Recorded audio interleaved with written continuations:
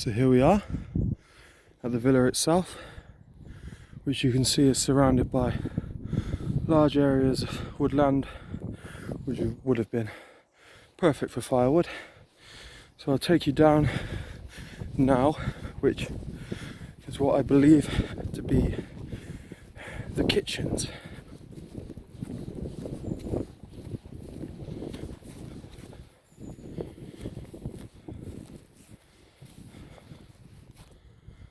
It really is a beautiful sight here, and it's very, very well preserved.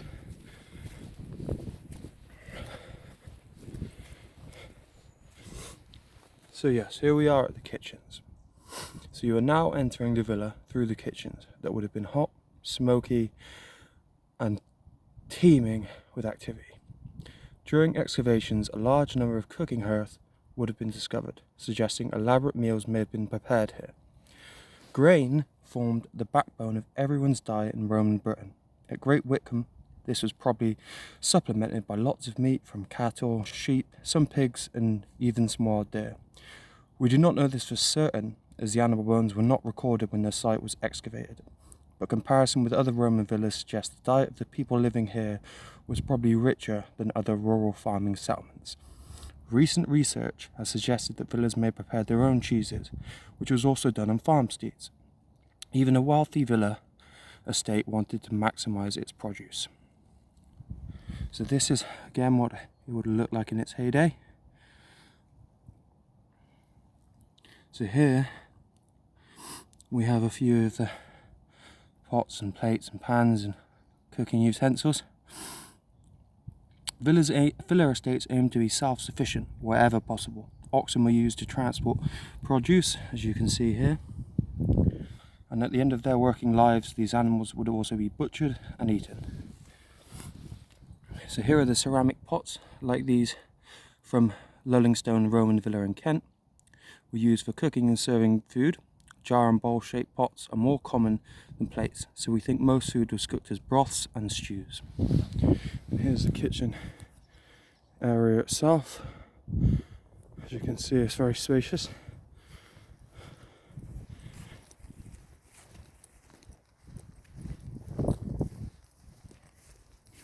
Beware if you do come here that the ground is very, very unstable, especially in the winter months. And there's a little sign there of a sheer drop. But as you can see, I'll take you around the whole villa. Here we are.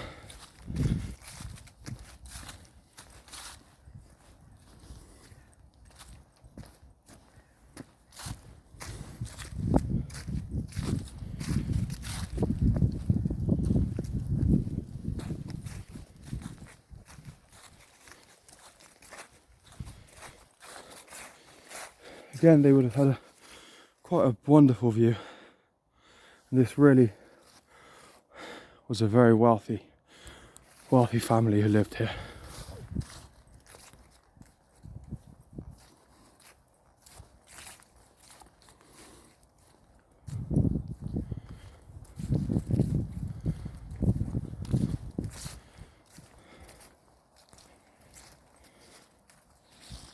It's just some of the fantastic Roman brickwork, which truly showed how great pioneers they really were.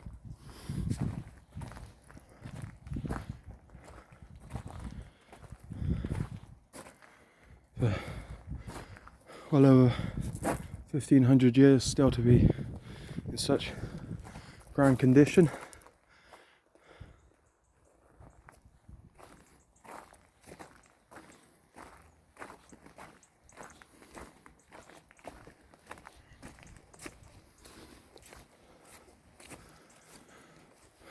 So over here we'd have what I imagine would have been the living quarters or the dining quarters.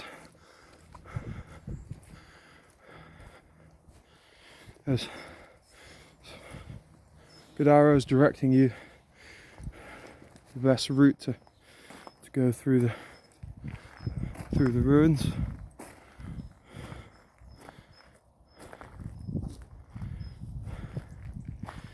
And Down here, though I'm not lucky enough to see it today, but I have seen it before, so I advise, if you do plan on coming here, and to make sure it does match up a time when the mosaics are open. So here is the grand design.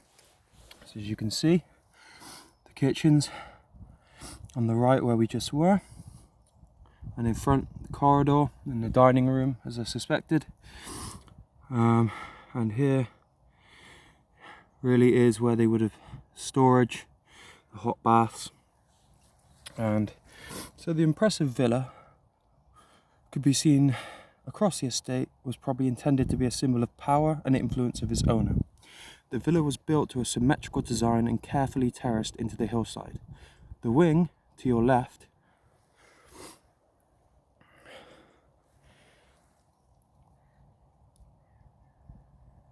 included 2 complete sets of bathhouses. The wing to your right was used for food preparation and most likely storage. The massive bathroom, which was most likely a bathroom, at the near end of the room was probably either a barn or a bathroom. Behind the barn were kitchens and cellars. In front of you was the central range, and behind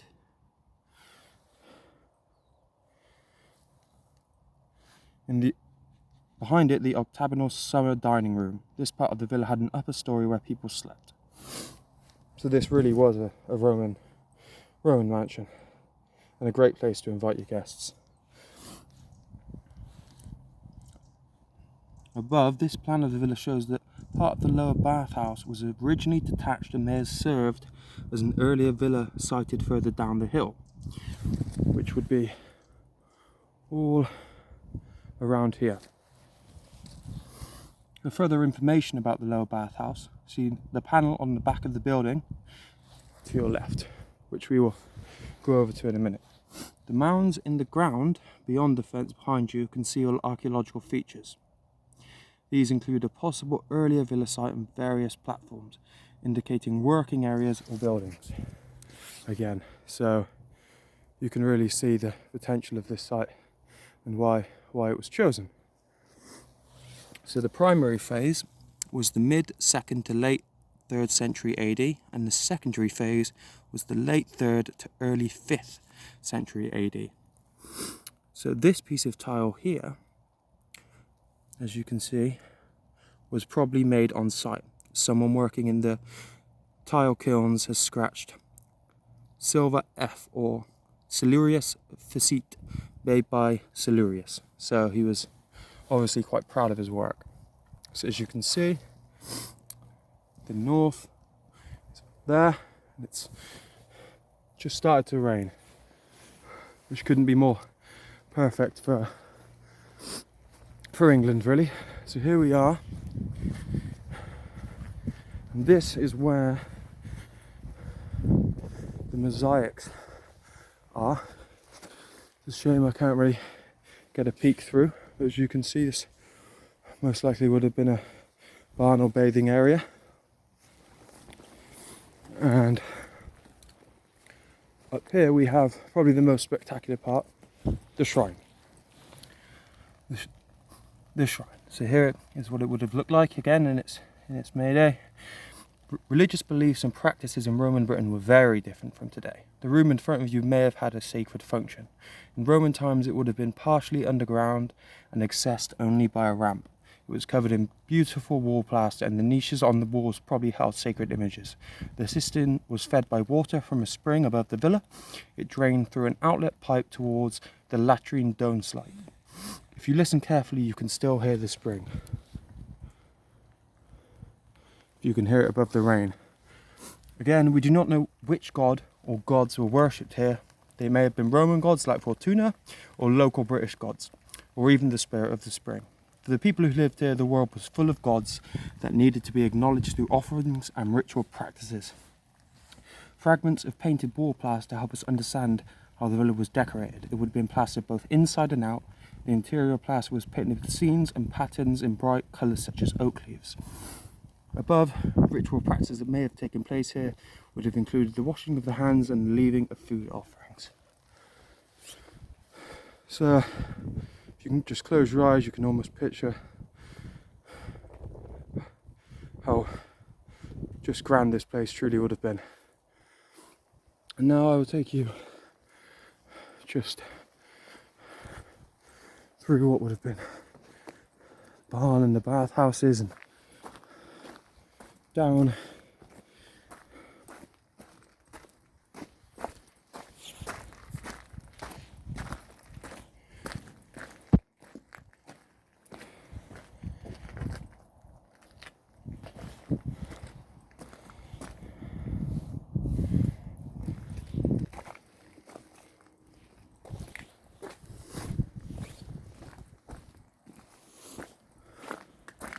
It's beginning to rain quite heavily, but that's the beauty of England.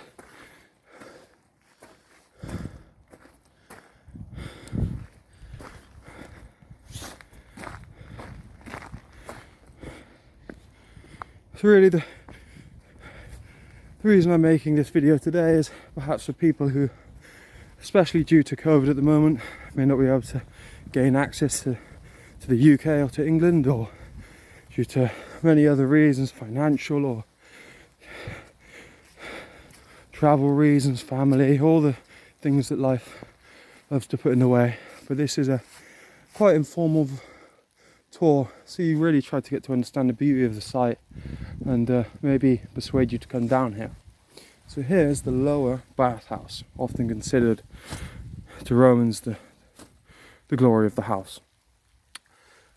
The modern roof building protects parts of the villa's lower bathhouse, had 2 hot rooms, a warm room and a cold room with plunge pools and spaces to sit. We think of bathing as a private activity, but for the Romans it was very communal. The bath were a place to wash, relax, entertain, maybe drink some wine. Guests expected to be invited to bath, and business deals could be conducted here in a quite leisurely manner. The part of the baths may have been for the most important people of the villa, but another bath suite located beyond the shrine was probably used by everyone, including slaves. Within the lower bathhouses are the remains of the several intricate floor mosaics. So they're in this building here. Samuel Licence and his associate C.H. Stouthard made detailed drawings of the mosaics while studying the remains of the villa during the very first excavation in 1818. As you can see, there is a map here of what the villa bathrooms would have looked like. Here, some very wonderful drawings of the mosaics. As you can see, possibly worshipped to many deities and offerings. This is a reconstruction of the sea mosaic. The gap suggests parts were missing when the drawing was completed. The mosaic depicts real and mythical creatures, including a sea ball and a sea griffin. Above is the Roman personal hygiene set, which was found at the villa. It has 2 fold-out tweezers, an ear scoop, and 2 nail cleaners. So the Romans were very, very clean people. Right, we have the baths were heated by furnaces, which were kept burning most of the time from the firewood all around this area. The stoke hole for one of these furnaces can be seen around the side of the building. Above, little today survives of the geometric mosaic due to subsidence. The artists who drew this reconstruction may have invented patterns to fill in any gaps when the mosaic was first excavated in 1818, with the kind permission of the Society of Antiquaries of London. Now I will take you around to see, and this is truly my favourite part. As you can see,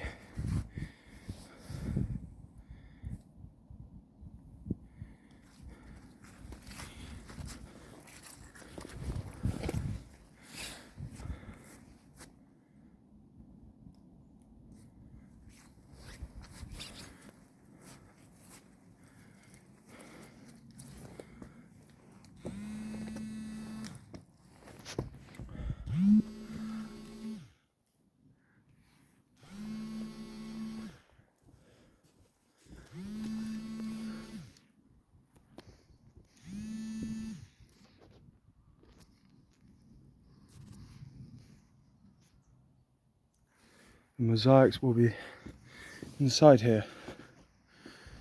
There is the door depicted in the board.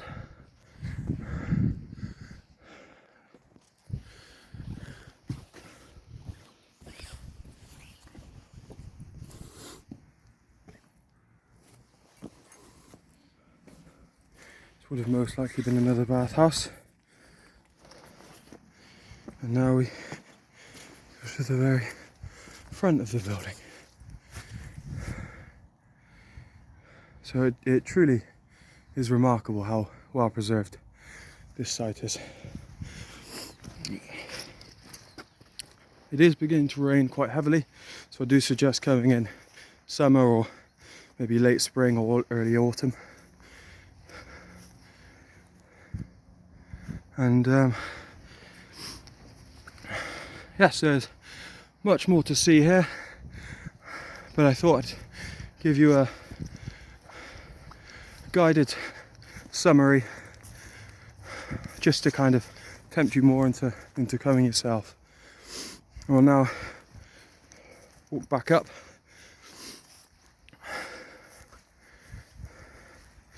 And yeah, as I said, the purpose here really today was to offer you something different. There's a lot of information on the English Heritage site, but there's no virtual tour. As you can see, there would have been the running water here. But yeah, I wanted to give you a slightly informal just look at the site, you know. And it truly does take your breath away. You can hear the springs up here.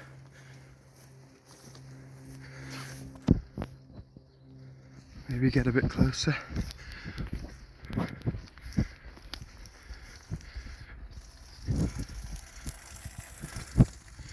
But it truly is a breathtaking part of England.